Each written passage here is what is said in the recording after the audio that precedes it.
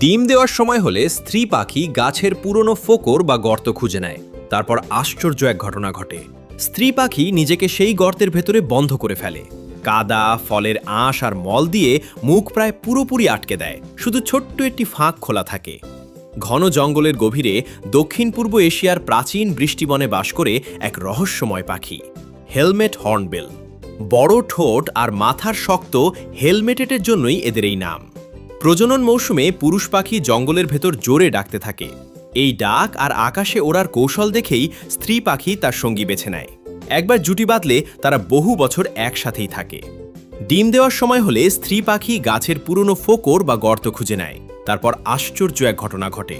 স্ত্রী পাখি নিজেকে সেই গর্তের ভেতরে বন্ধ করে ফেলে। কাদা, ফলের আঁশ আর মল দিয়ে মুখ প্রায় পুরোপুরি আটকে দেয়, শুধু ছোট্ট একটি ফাঁক খোলা থাকে।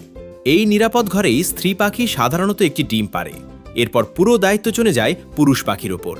সে প্রতিদিন ফল, বিশেষ করে ডুমুর আর ছোট প্রাণী এনে সেই ছোট ফাঁক দিয়ে স্ত্রী ও বাচ্চাকে খাওয়ায়।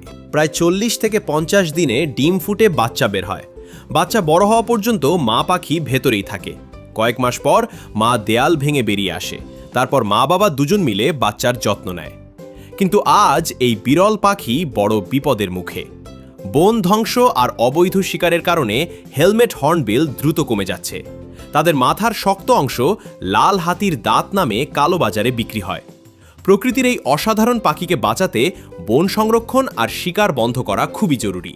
কারণ হেলমেট হর্নবিল শুধু একটি পাখি নয়, বরং বনের ভারসাম্য রক্ষাকারী এক গুরুত্বপূর্ণ প্রাণ।